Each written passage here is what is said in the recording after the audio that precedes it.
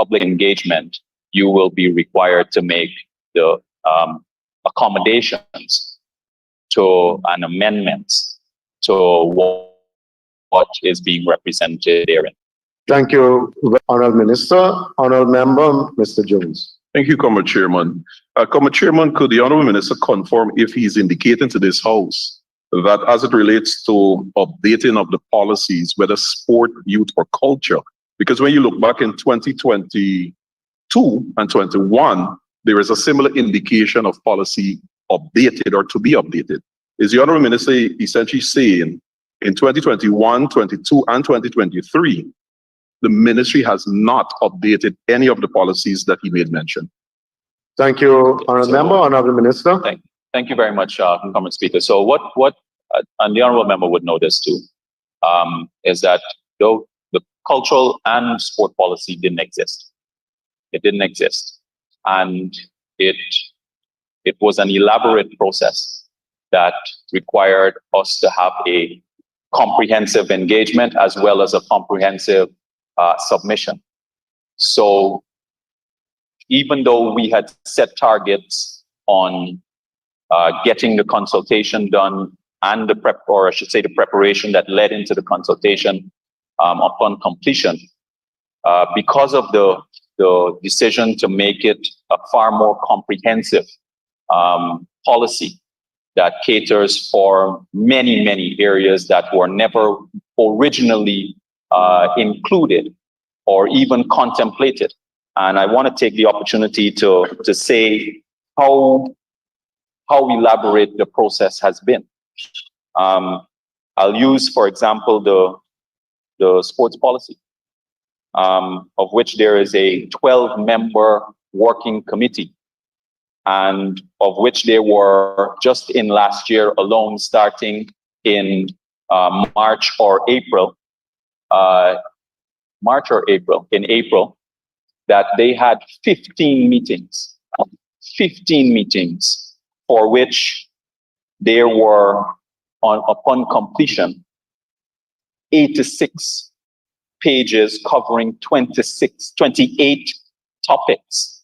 And I want to, for the honorable members' benefit and for the benefit of the country, to go through some of the areas, because I wanted to just give an idea about the nature of of what will be included in the policy, which hitherto never was part of the policy or never was part of the contemplation.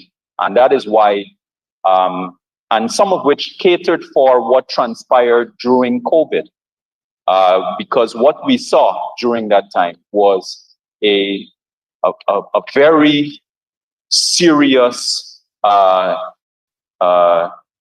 mental impact that connected to what happened during COVID.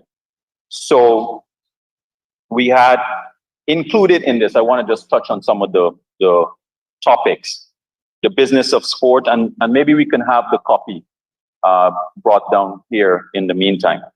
The business of sport, disabilities in sport, fun and entertainment, health and well-being of athletes, mental health, physical activity in sports, the minimum standards for community grounds, minimum standards for sports disciplines, minimum standards for traveling teams, never ever originally contemplated in any policy.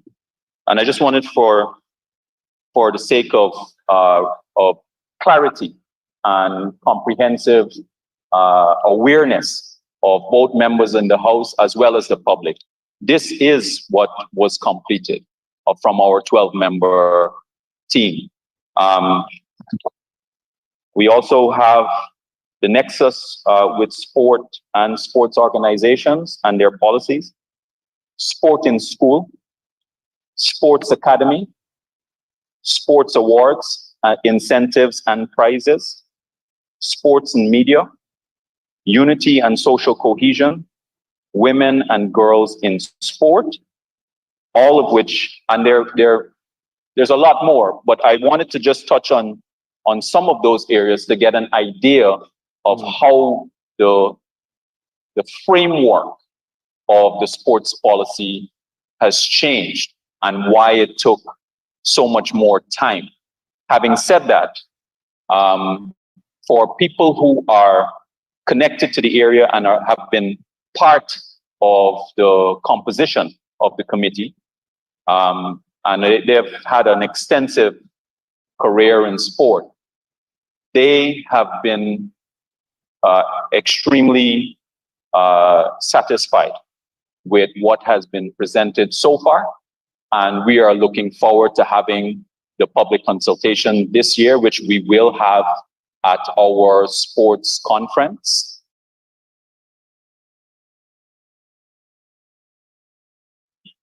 Included in the sports policy. So it was an elaborate process, and we are very pleased with the process that we initiated and then the outcome, because we wanted this to be the sports policy that represents the country, where other countries can now take our model and use it as the basis of either enacting their own or tailoring their own policy to reflect what we would have included.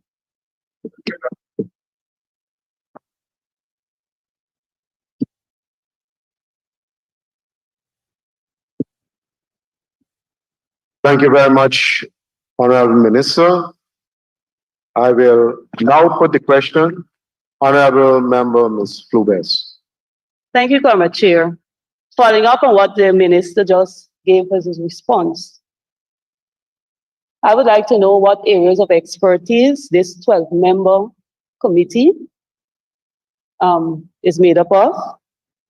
And secondly, the areas in which you identify the policies all can be found in the syllabus for physical education and sports in CAPE and CSEC. So I would like to know if there is a physical education teacher or teachers on that committee. Thank you very much, Honorable Member. Honorable Minister. Thank you very much, Comrade Chairman, and thank you very much, Honorable Member. So, a composition in a curriculum is not the representation of a policy. First of all, this is guided by the National Sports Commission Act. It is clear in express terms as part of the provisions that because of the nature of the engagement and the structure, I should say, between the National Sports Commission and the Ministry of Culture, Youth and Sport, which it's a government agency, there must be a sports policy under which they must conduct their affairs. So it's not whether you have the curriculum or whether these topics are covered in the curriculum. It is a governing body at the sport level that has a legislation, governs its affairs, which requires as an express provision for a sports policy to exist. And what is the function of the sports policy, so that we are clear? That the directions coming from the state actors, the government actors, in this situation, the head of the sector would be the minister. That in the provisions says that they must give directions of a general nature to the National Sports Commission, but the composition of through the sports policy. So I will get to that, but there was a two-part question. The two-part question was, one was in relation to their area of expertise, and then the second is that all of these topics are contained in that. So I'm saying that even though the topics are contained, it doesn't mean that it forms part of a sports policy.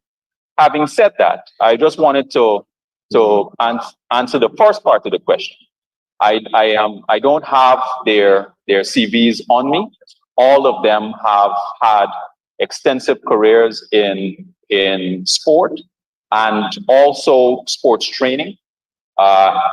We will be publishing that when the time comes, and they will be part of the public's consultation, of which we will invite the honorable member to participate as well. Thank you very much, honorable member.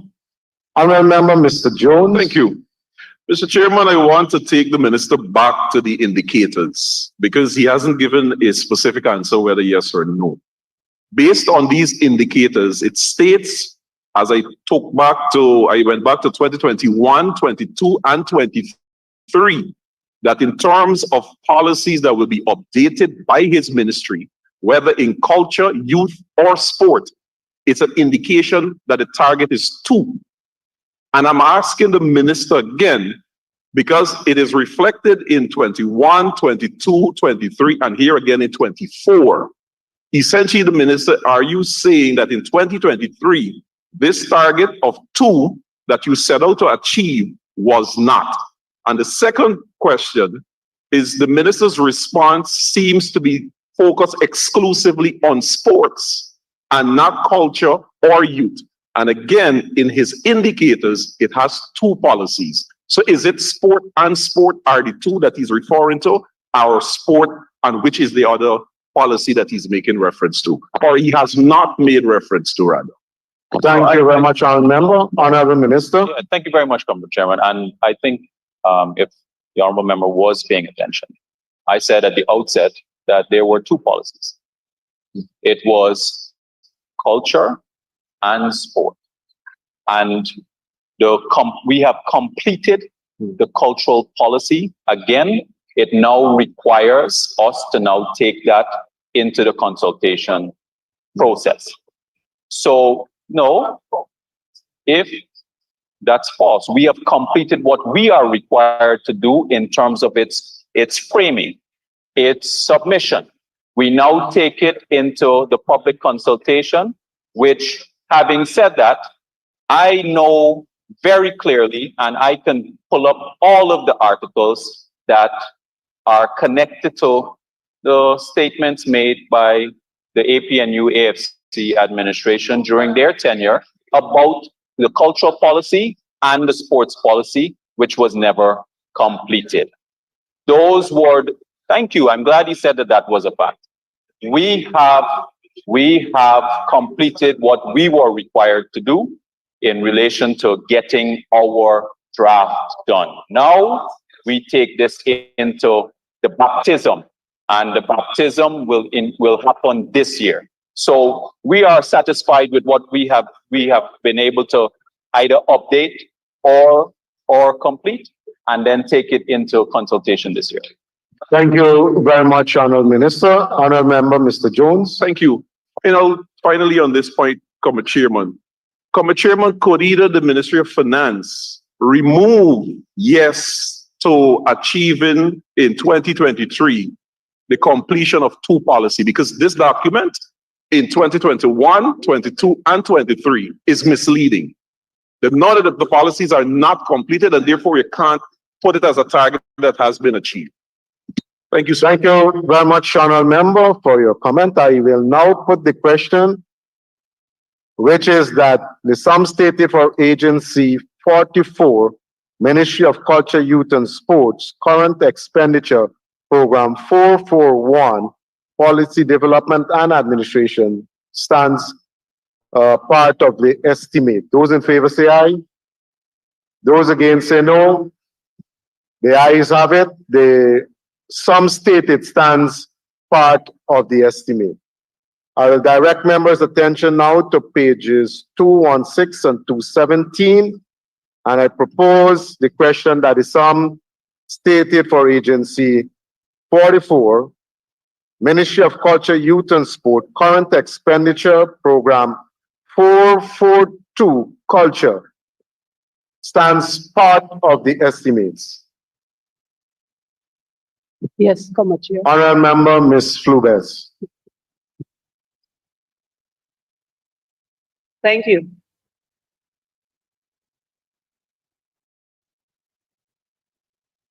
I would like to turn the Honorable Minister's attention to 6284, And under the performance indicators, the culture, it says updated legal framework in areas pertaining to the preservation and conservation of our heritage. Can the Honorable Minister say what legal framework is expected to be updated? Thank you, Honorable Member. Honorable Minister. Yes, thank you very much, Comrade Chairman, and thank you very much, Honorable Member, for the question. So last year, we set a target to review the National Trust legislation. And we didn't only complete the review, we also were able to complete a draft legislation. This new legislation, of which has the approval for tabling by the Cabinet upon its review and submission and tabling to the Parliament. We completed our review, we completed a draft legislation, and this new legislation, completely new legislation, will be tabled in this House in 2024 for debates, consideration, and then ultimately passing. Thank you, Honorable Minister. Honorable Member, Ms. Flubert. Just wanted to say this too before I conclude, because this area of the National Trust is extremely important, because we have not done a good job at first of all examining the legislation that governs the National Trust, which was passed since, when was it first? In the first legislation that was passed since 1972. And as we become a more prosperous country, having the power to preserve our heritage through the identification of monuments and giving the support to keep it maintained or to restore it, that becomes extremely important as we move forward in our development. It also functions as an area where the heritage itself becomes an opportunity for monetizing a particular area of tourism in the country. We have some particular areas that, like Fort Island and Fort Zealandia, lots and lots of areas where already there are attractions where people, both local and international, they come to the country, they want to get an idea about our heritage, they want to get an idea about our history, which incidentally is extensive. It is rich in one way, but also represents a period in human history which is marked by some of the most heinous bits of activity. And that is one of the reasons why it was extremely important. Having done the review, we realized that there were so many areas that were missing under our National Trust legislation that lacked government power that is necessary for us to advance the preservation and protection of our heritage. Thank you, Honorable Member. Honorable Member, Ms. Flubert. Thank you, Covered Chair. I'm just wondering if I will get back some time, seeing that my questions are specific and require specific answers, but I'm getting a lot of extra information. So I'm just wondering. Moving on, line item 6284 other. Can the Honorable Minister say if this under this allotted sum of 200 million, if the music industry, dance, drama, and arts will receive funding from under this line item? Honorable Minister. So the answer to the question is that the area that she refers to, the honorable member refers to, of dance and drama. This falls under 4 areas, of which Minister Frank, under his leadership, created the Institute of Creative Arts. The Institute of Creative Arts in 2014. And very, very important establishment in 2014, and covered 4 areas: art, which is visual arts, dance, drama, and music. Now, what is also important is that this was 2014, this was established, and essentially it functions as an academy where young people, they get an opportunity to be part of an institution which is state-funded, where persons who are admitted, they don't pay anything for the training that they receive. Government-funded, state-funded, for them to have that training.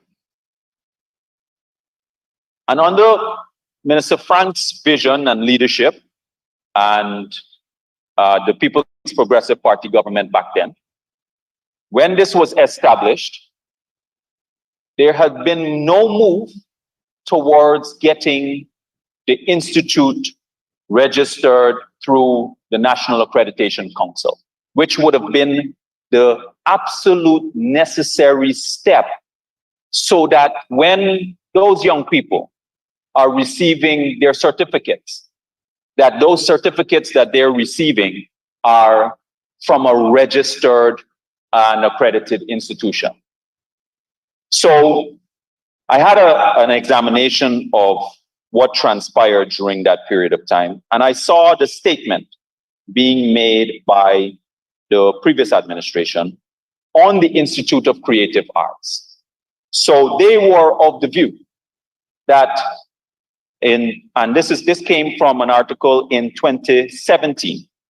It says on the caption, Institute of Creative Arts will be pursued. And in there, a sum of money was assigned for the institute to be accredited. Their view was that this should be done through the University of Guyana. Even though the University of Guyana is not an accrediting body. It is not in and of itself an accrediting body. So when we came here last year, during the same estimates, there was a discussion and an engagement where the opposition had told us, a particular member, honorable member of the opposition had told us that we could not get this body registered or accredited. I said opposition. And we had about 5 engagements with the National Accreditation Council, of which I was in one of those meetings, and I have here the executive director of the National Accreditation Council, who's sitting in the chambers, and we had our assessment. They provided the standards, the criteria that was necessary for us to show whether we can get accredited or not. And on that assessment, we had satisfied more than what was required for our institute to be registered. Also, upon the establishment of our board now, that is where the registration of the institute will happen. And I want it to be very clear, because if the previous administration, the APNU AFC, had realized that the registration of the institute or the pursuit of this institute was important. There was no vigor or serious interest in its pursuit to take it towards completion. In fact, what in the very same article, which I will forward to you, Mr. Speaker, here is what was important for this House to know. It said that Mr. Speaker, Chief Whip, Mr. Speaker, with all due respect to the Honorable Minister and his presentation, we accept and have no difficulty, like earlier with the predecessors, when they're making their answers, they give a little statement. But the minister now is going into speeches for several minutes, sir, and we losing time. And it's very deliberate on his part. And he's not answering the questions. Honorable Chief Whip, with due respect, I use that as a point of order and in order, but at the same time, we can't direct the minister how to answer. If he steps out of line with respect to the policy for which the allocation, I'll pull him in line. But clearly what is happening is we may have to now go back to standing orders and say questions should be of this length and answers similar. Honorable Member, thank you. Minister, please. Thank you very much, Mr. Chairman. And I would want to expect, and I would want to believe that a comprehensive and extensive answer so that the public can be aware of the work of the ministry and our successes. And our successes are important. I would want to believe that the honorable member would want to believe and would want to solicit a response where I can give the description of what led us here, because otherwise they would not have known. How many people in the country would have known that the institute was created since then under Minister Frank, and that nothing was done by the APNU AFC to have it registered? Should it not be stated? Thank you very much, Mr. Speaker. Thank you, Honorable Minister. Honorable Minister, we have honorable members. We started ahead at 1:49, and it's a 1-hour allocation, unless the Chief Whip will tell me he adds. But once you make the statement, please let us see as many responses that we can get. Honorable Member.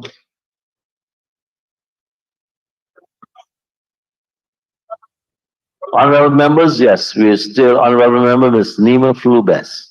Thank you, Mr. Chair. I would have noted I'm taking time of how long I'm taking to get, and I'm still not getting the answers I asked. The Honorable Member, there were some people shouting, "Bring back Frank, he's coming next." I take that. Go ahead, Honorable Member. But based on all of the minister just went on to say, last year in his answers when my comrade asked about the Institute of Creative Arts, he said that this year, this line item, which is 6284, also caters for the completion of accreditation of the Institute of Creative Arts. But when you just spoke, it didn't speak to completion. It speaks of a coming soon process that is still ongoing. That is what I want to know. So, could the Honorable Minister lay over the disaggregated sum for the different areas that will be getting funding under this institution, this line item, sorry. Honorable Minister, is this coming soon? The one thing that I won't say is that when it comes to the standards that are necessary for the registration of these institutions, which is required by law. Those are very elaborate standards, of which we were able to get that completed, so that all that is necessary is the establishment of the board, which we will do now. So I'm clear on that. And in relation to the disaggregation, I don't have the disaggregation. Actually, I do. So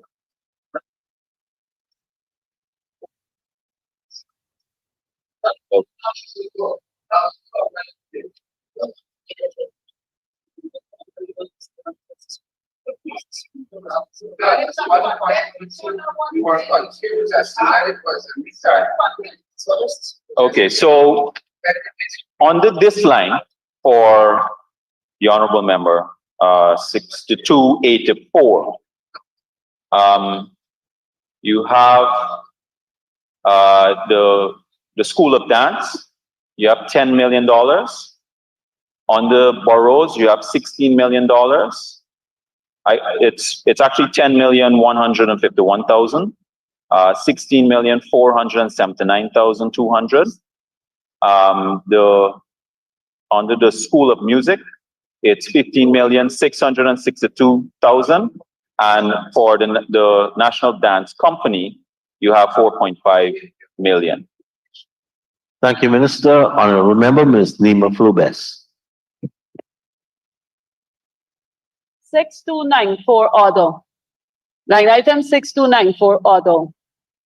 Does this allocated sum reflects the money or have the monies for EPADG, people of African descent? Honorable Minister. Yes, so the answer is yes. This line, thank you, honorable member, too.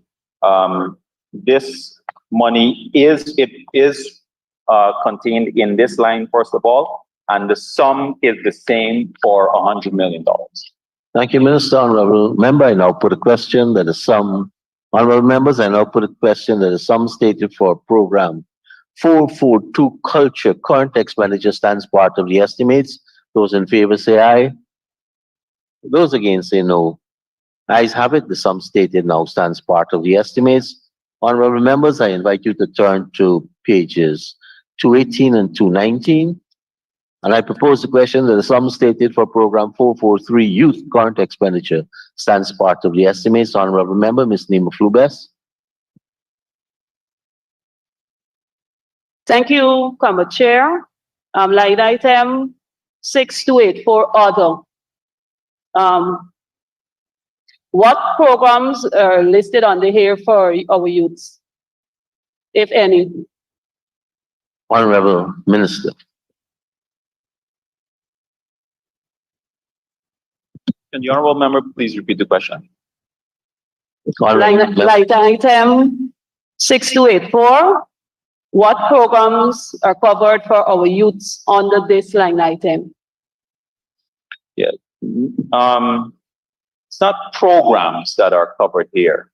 This line caters for things such as payment for maintenance and existing IT services, payment for rental of skip bins, tents, chairs, training programs, and national events. It caters also for payment for bank charges, wire transfers, also things like advertisement for tenders, cleaning and sanitization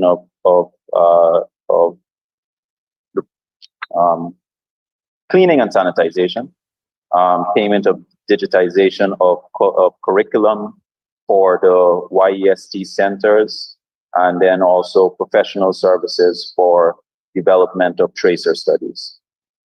Thank you, Minister. Honorable Member, Ms. Nima Flubes.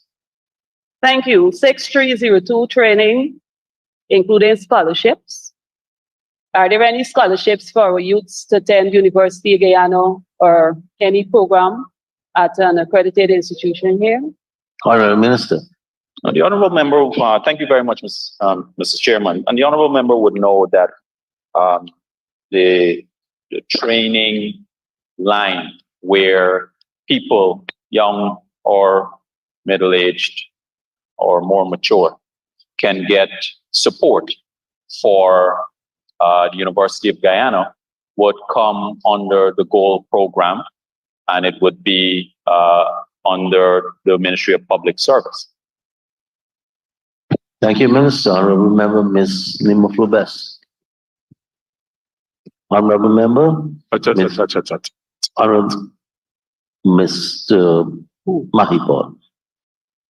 Thank you, Comrade Chairman. Comrade Chairman, line item 6242. So I'm sure you have a very good memory like mine, and you would recall in 2020, I asked the Honorable Minister then on the capital for the completion of that youth training center in Den Amstel. And from then to now, I did see it, the zinc and so went on, but from then to now, no work or nothing is happening there, no occupation or the sort. Does this line item cater for the maintenance of that facility and the to lead to the subsequent occupation of staff and participation and utilization of that facility? Thank you, Honorable Member, except I don't have a youthful memory as yours. Honorable Minister. Yeah, thank you. Thank you very much, Comrade Chairman, and thank you very much, Honorable Member, for the question. So this line caters for maintenance of buildings, and it caters for existing programs. So where programs that are existing in institutions or for buildings, maintenance would be done for those ones. In situations where you're looking to do the expansion, and when I say expansion, I mean the inclusion of additional institutions and facilities, that would require, as you know, capital injection. So it wouldn't be covered under this line. Honorable Member, Mr. Jones. Thank you. Comrade Chairman, let me go to the indicators. Indicator number 3, number of youths 14 to 35 years of age trained by the DOY. The target in 2023 was 7,333, and we note the target for 2024 is 9,260. But when you go to indicator number 4, which speaks to the percentage of youths employed after the training program, we note that in 2021, the target of youths trained 4,477. The total number of youths employed after the training, 0%. And 2022, your target was 14,900 youths trained. The amount of youths employed after this training, 2%. Then in 2023, your target was 8,660. And I mentioned here now, the percentage of youths employed after this training, 15%. But I note in 2024, your target for training is 9,260. And the amount of youths that you predict going to be employed after the training is 100%. Noting your less than stellar performance as it relates to the percentage of youths that were employed after this training, what brought you to the conclusion that in 2024, this 9,260 youths will be employed? Honorable Minister. Thank you very much, Comrade Chairman, and thank you very much, honorable members. So this percentage here is really referring to our institutions. And I think that we should make sure that is captured specifically so that there is clarity in terms of the numbers trained versus the numbers with who are going to be employed. So I'm focusing specifically on why we believe that coming out of our institutions, we would get 100% of our young people employed. We have established an engagement with the private sector that will be taking as many of our young people coming out of these institutes, training in the 4 areas and now coming on to be 5.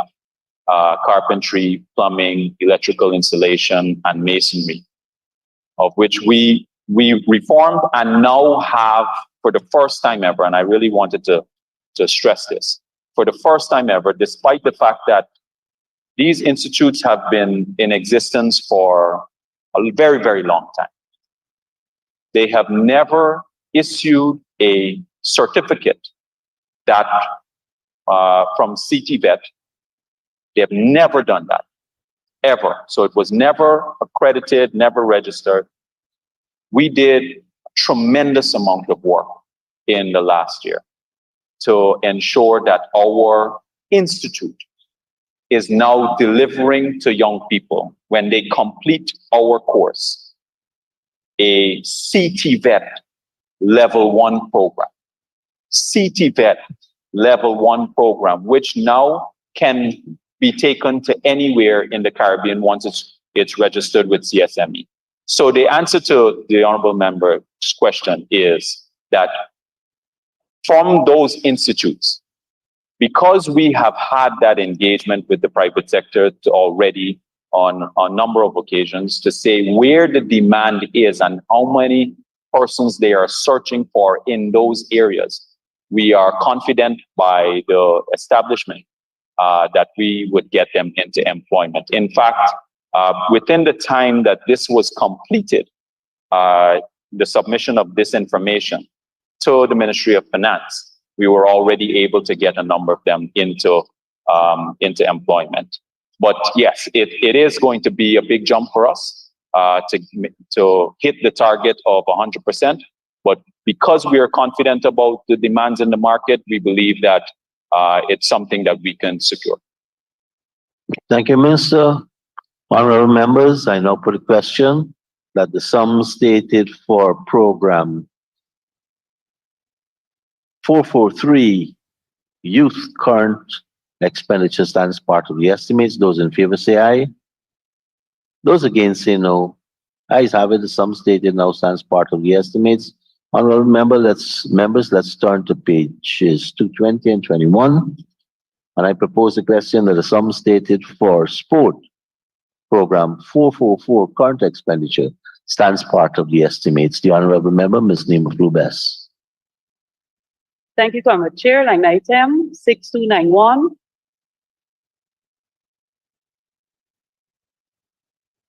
National and other events.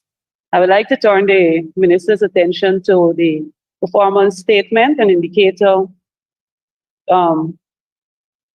number 3. Honorable Minister. Will this allocated sum? Sorry. Go ahead, honorable member. Will this allocated sum caters for the participation in the international events? Honorable Minister. I'm not quite sure what the honorable member is asking. All right, I noticed 6291, the line item says national and other events. Does the other events involve, covers this area here, attending these international events? Honorable Minister. So the answer is no, but I think the honorable member, Christopher Jones, may be able to assist you in this regard. Honorable member, Mr. Jones. Thank you. Thank you very much, Comrade Chairman. Comrade Chairman, we go to the sports indicators. We have indicator number 6, yeah. Number of community sporting grounds upgraded. We have a number here, a target in 2023 of 251. And we note in 2024, the target is the same, 251.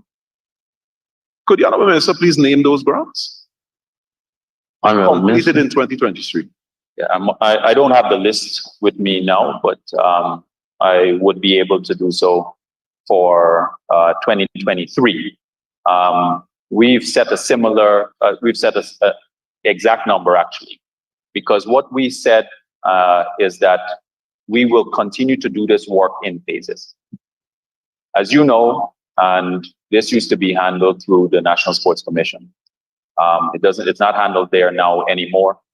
That every ground, first of all, is different. But having said that, every ground has different requirements of development. And we're focusing last year, because of the demands coming from all the communities, we focused mainly on the ground itself and the fencing, mainly. Now, this year, we are going to be focusing on, once completed, we are going to be focusing on the pavilions, washrooms in alignment with our sports policy that we'll be publicizing. Yes. All of that will be aiming to conclude this year. And then ultimately for next year is where we focus on things such as lights.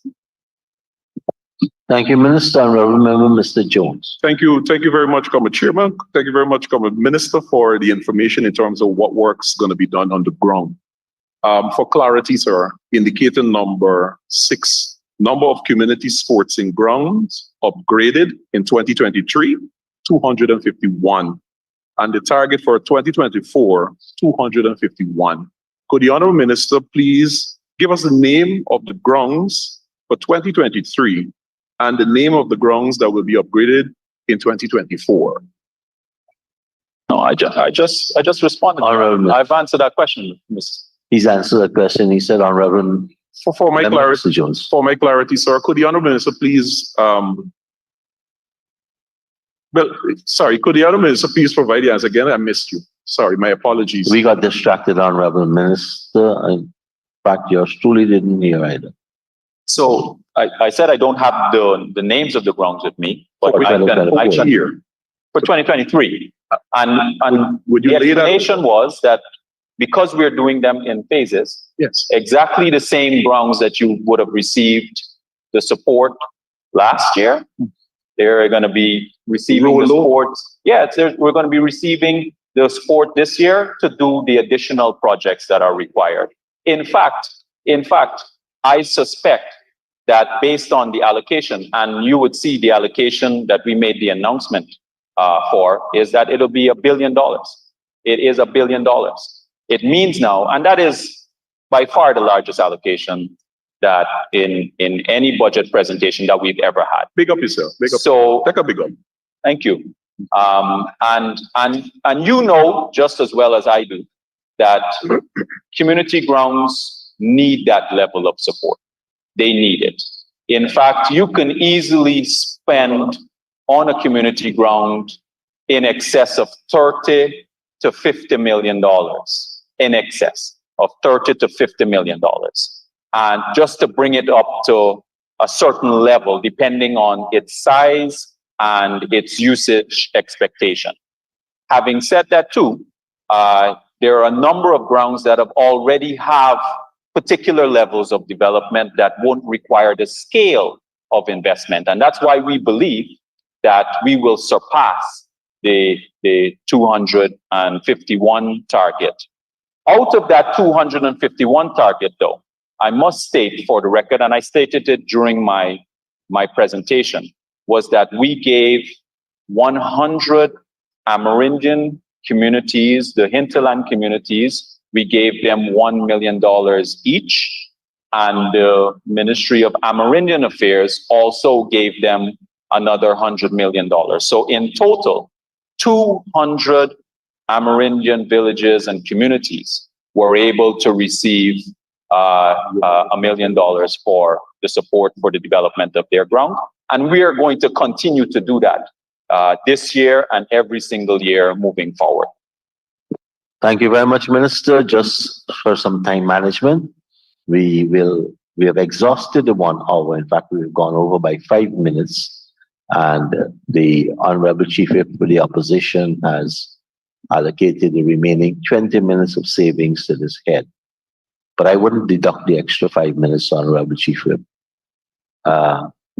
So we're still at sport. And Minister, you seem to have peaked the estimates of a particular ground I'm involved with at $60 million for the minimum level acceptable. Yes. But you only give 10 out of the 60.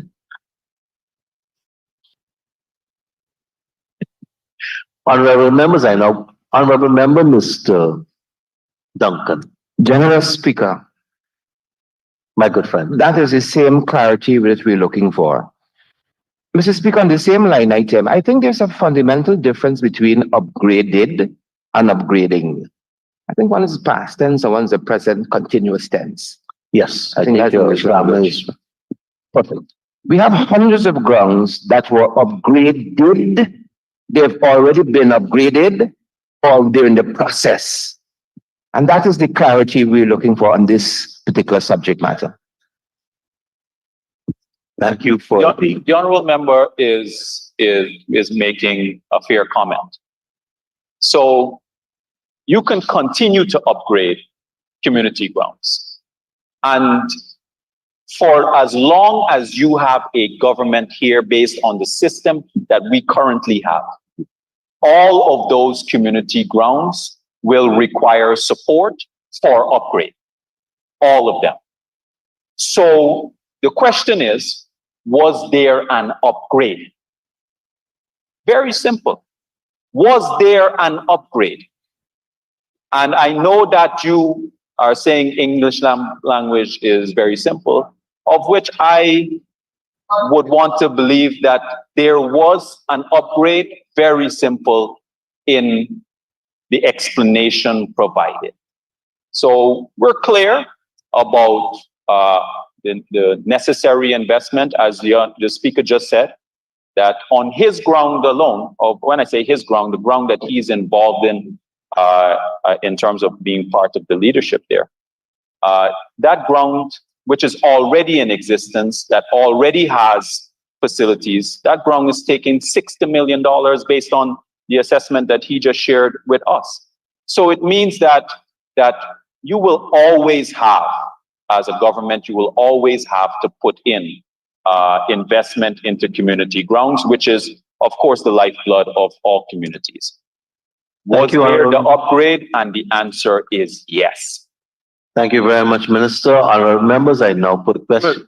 Yes, sir. Go ahead, Honorable. Thank you. So, Comrade Chairman, just a confirmation. The Honourable Minister indicate that the 251 grounds that have started upgrading in 2023 are rolling over into 2024, and the upgrading will continue. So could the Honourable Minister provide us with the name of the 251 grounds? And then I'll take him as well, while he's on his feet, to indicate the number 7, which speaks to the number of sporting facilities constructed in 2023, 5. Could the Honourable Minister please name those 5? And his target for 2024 is 6. Could the Honourable Minister please name those 6? So it's 3 parts. And if you lay over it, we find that's something. Yeah, because 210, and if he takes 15 seconds.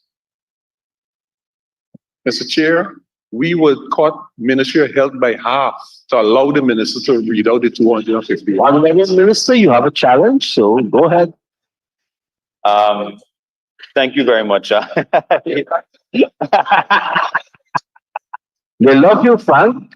One wants you back, and the other one cutting you. So, all right. So thank you very much, Mr. Speaker, and then also thank you very much, Honourable Member, for the question. So I'll start first with the ones that will be completed this year, the 6, which will be completed this year. So we have the Honourable Minister, you want to sit and pull the microphone close because you're height challenged. I prefer to stand, but Yeah, you'll have to bend then because we're losing your volume. here, I'll speak a little bit louder if that is satisfactory. So we have 6 being completed this year. Those projects all started last year, which would be the construction of multipurpose halls in region 1, the construction of the multipurpose hall in region 3, the construction of the multipurpose hall in region 7, same for region 8, the same for region 9, the Cliff Anderson Sports Hall, and then the construction and completion of the table tennis and badminton building at the Racket Center. So those are the 6. The ones that we constructed in 2023 are for constructed, meaning the facilities that were completed for part of our construction, as well as the access to for people, new facilities. We had the track in Beira, that's one. We had the outdoor courts for the National Gymnasium, which was renovated. We also had the tennis courts at the National Racket Center. We also had the multipurpose facility in Albion Region 6. And we had also the squash building at the National Racket Center. So, and the internal fittings for those are actually happening as we speak, and will be completed in a matter of days. No, we don't have any more work to do. As far as our procurement is concerned, as far as our payment is concerned, we don't have any more additional work for us to do for coming out of this year's budget. Thank you very much, Minister. Honorable Member, Mr. Jones. Thank you. Thank you very much, Comrade Chairman. And the Honourable Minister, sir, missed one out of the questions, 3 questions. The other one was, could he please provide us with the name of the 251 grounds that started in 2023, that roll over in 2024 to be completed? Could he Honourable please provide Minister. that? And because I said I would have to lay it out because I don't have it with me. Yeah. Appreciate it. Thank you. Thank you very much. Honourable members, I now put a question that the sum stated for program 444 sports current expenditure stands part of the estimates. Those in favor say aye. Those against say no. Ayes have it. Sum stated now stands part of the estimates. Honourable members, let us turn to page 512.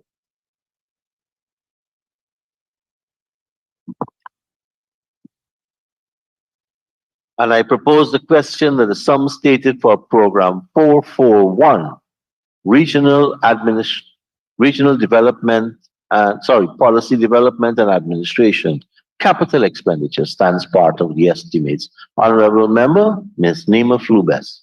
Thank you, Comrade Chair. Project code 1205700 buildings. I note that it says payment, extension of building and payment of retention. How much of this allocated sum will be paid for the retention? Honourable Minister. Thank you very much, Comrade Chairman, and thank you very much to the Honourable Member. $1,972,000 will be paid for retention. Thank you, Minister. Honourable Member, Ms. Nima Flubes. Same project code, extension of building. Which building is being referred to? Honourable Minister. Yes, thank you very much, Mr. Chairman, and also thank you very much, Honourable Member. So the main building is cramped for space, and not just for personnel, but storage. And the building is going to be extended now to cater for more space for both personnel as well as storage. Thank you, Minister. Honourable Member, Ms. Bess. Project code 2506600, furniture and equipment. I see this is the status is new. So will the furniture and equipment be purchased for this new building? Honourable Minister. Yes, absolutely. Yes, along with other things like ACs and desktops and backup batteries and refrigerator, that kind of stuff. Thank you, Minister. Honourable Member, Mr. Jones. Thank you very much, Comrade Chairman. Line item 2506600, furniture and equipment. We note in the explanation, it speaks to 4 different items, one of which includes the completion of the recording studio. Could the Honorable Minister indicate what percentage of work has been done as it relates to the studio, and if the location could be named? Honorable Have we Minister? moved off of program 1 already? Is that the same thing? No. Yes. No, you do it. You do it one by 192. one, don't you? Honorable He's I moved jumped off the gun. of program 1, Yeah. or do you? Yeah. 441. He's Yes, correct. we're on 441 at He's the moment. correct. He The jumped minister is ahead. correct. He said he jumped in. Honorable members, since the Honorable Chief Whip is ahead, let us close this particular program. I put a question that the sum stated for program 441, Policy Development and Administration, Capital Expenditure, stands part of the estimates. Those in favor say aye. Those against say no. Ayes have it. Sum stated now stands part of the estimates. Honorable members, turn to program 442, Culture. Capital expenditure, and I propose a question that the sum stated herein now stands part of the estimates. Honorable member who had jumped ahead, we're there. No? Thank you very much, Comrade Chairman. Comrade Minister, I turn your attention to line item 1205-700, buildings at some is there. And amongst the items listed includes a completion of a recording studio. Could the Honorable Minister please indicate at what percentage of work is done and where the studio is located? Honorable Yes, Minister. Thank you very much, Honorable Chairman, and thank you very much, Honorable Member, for the question. So that project was only started in December of last year. The location, as you know as well too, we have a recording studio here in Georgetown, which is used quite frequently by a lot of the performing artists and on Brick Dam. And many of the performers actually go there to use the facility to produce some of the songs that you hear produced locally. We've also expanded the number of persons who have their smaller scale types of studios, funded a number of them so that they can get their equipment, and they've already started to produce their own music. But in relation to the one that we're building now, which is another public one, is in Port Morant, and that's at 10%. But the building will be completed this year, and we will also have to cater for the outfitting of the equipment for the building. Thank you, Minister. Honorable Member, Ms. Nima Flobess. Thank you, former Chair. Under the same project code, provision of community spaces for cultural performances. Where will these spaces be created and how many? Thank you, Honorable Member. Minister. Yes. So for these ones, we are starting with our consultancy to design community spaces for creative persons, and also to support the advice on their locations based on the criteria established. I'm unable to share at the moment the locations, because immediately after the passage of the budget, we are going to go out for the designs, as well as when I say designs, meaning the designs of the spaces. And based on that too, this will be subject to a cabinet decision on their locations, along with the other item that is listed in the volume, which would be for the art gallery and the museum. Having said that though, and I know that the Honorable Member might want to ask about that too. This is something that the President made a commitment, a public statement about, which is catered for in our budget. Those designs as well, we're going to go out to our consultancy for that. And we all have our own specific ideas about where it would go. That will also be subject to a cabinet decision. I just want to be clear though that we have not produced, created, constructed any museum, any art gallery of our own. We've taken buildings and accommodated spaces. For example, Castellani is an example of where the building itself was taken and used for exhibitions. Other buildings every now and again are used for exhibitions for art. We've done some work there so that young people can get training in relation to visual arts, but we have not done the construction of new spaces in relation to art, or for museums for that matter. And that is something that we believe that now it's important for us to do that. This area of culture is really an area of prosperity. It is a byproduct of prosperity, which has a lot to do with freedom of time and you know, expression, freedom of expression and creativity and the space to do that. So that's why the investment is being made here now. And it's very important for the public to know, as well as members in the House to know, that this is the first time that you will have such a large allocation on the capital side for culture. It has always been a much more heavy recurrent expenditure just to do a lot of our national and other events type of activities, patriotism, bringing the country together, etc. But in relation to our investment into new spaces, you've never had a large allocation, especially one that is even marginally near what we're doing right now. And we believe that now is the time to start to make that investment in the area. Honorable Member, Ms. Nima Flubes. Following up on what the minister said earlier, that they are going to be doing consultation and designs, and then they can decide where these facilities will be constructed.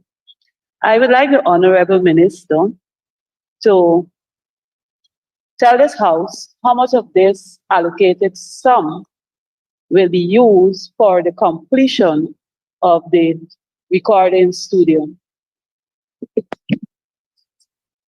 Honorable Minister. So just 26 million. 26 million is to complete the studio. But that's to complete the studio. We still have to do the purchases for the equipment, which we're going to go out to tender now, so that once that's finished, we can then outfit the building and it can come into operation immediately, similar to what we did as an example of the doubles court at the squash facility, so that they were happening simultaneously. So you won't expect me next year, just so that we're clear. You won't expect me next year to have the allocation once the contract is completed, and that we're not forced to terminate and then go back out to tender for the completion of the studio. You won't expect to see in the allocation next year for the completion of the studio. Thank you very much, Minister. Honorable members, I now put a question that the sum stated for program 443 Youth Capital Expenditure stands part of the estimates. Those in favor say aye. Sorry, that was culture, not youth. Sorry. Culture. 442 Culture Capital Development stands part of the estimates. Those in favor say aye. Those against say no. Ayes have it. Sum stated now stands part of the estimates. Honorable members, earlier today I mentioned the issue of the use of the telephones, and I was a bit distracted because there was one telephone that was being used in a very loud tone. So I had to be tapping on the desk to get the person's attention. Honorable members, we have 2 headings remaining, 2 programs.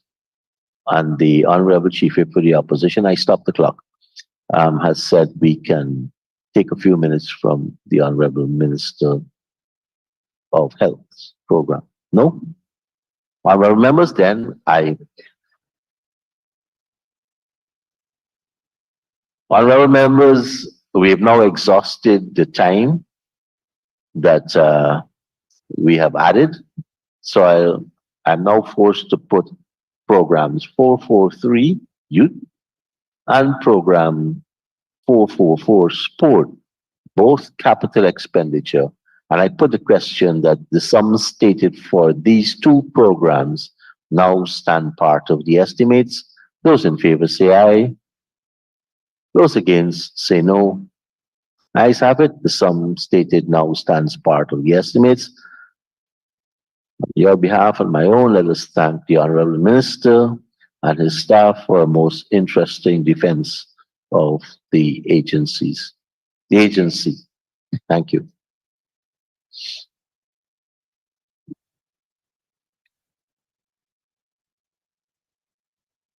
Honorable members, the Honorable Minister of Health has a large team.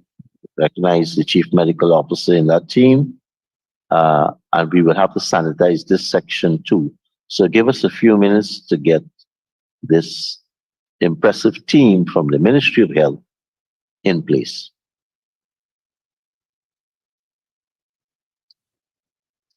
In fact, we're ready, but the chair is not.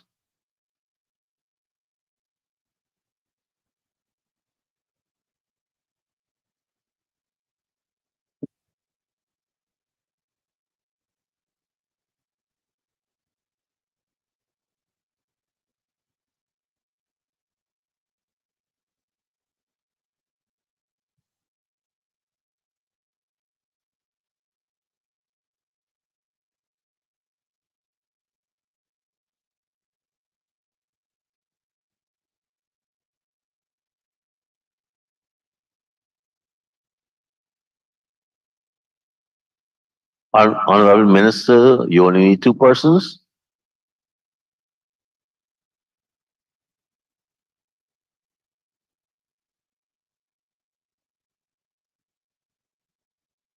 Honorable Minister, PS and team, part of the team is here now. Honorable members, let me invite you to turn to pages 238 and 239.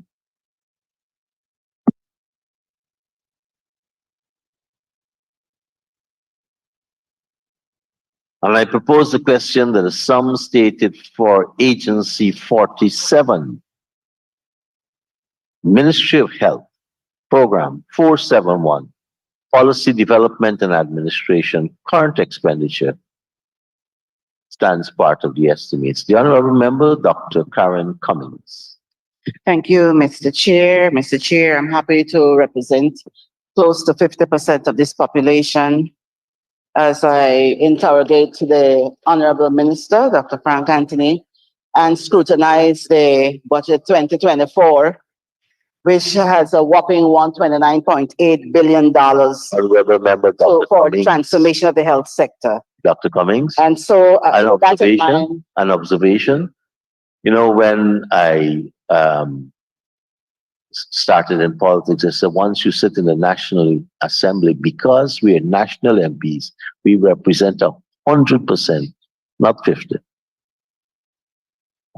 Thank you for the corrections. Yes, Mr. Chair. Line item 6116, contracted employees. I noticed there's a whopping 43%, moving from 100 to 143. They are contracted employees. One would have thought that in terms of policy development and for continuity of the program implementation of your policies, you will want persons on the fixed establishment. So could the Honorable Minister say what's the reason for the increase, and if you can give the remuneration of the top 5 persons and the emoluments, the designation and the emoluments. Honorable Minister. Thank you, Mr. Chairman. Thank you, Honorable Member. Indeed, there's a increase from 100 to 143 under this heading. And the top 5 Employees would be the ministerial advisor, permanent secretary, director general, and senior manager, and the human resource manager. Thank you, What Minister. is You, I've omitted the Honorable emoluments. Member Oh, Dr. sure. Cummings. The ministerial advisor receives $923,000. Permanent secretary, $799,000. Director general, $676,000. Senior manager, $484,000. Human resource manager, $454,000. Thank you, Minister. Honorable Member Dr. Cummings. Thank you very much, Honorable Minister. Minister, do you have adequate staff in the light that there was a low percentage in terms of your implementation of the key strategic actions of the National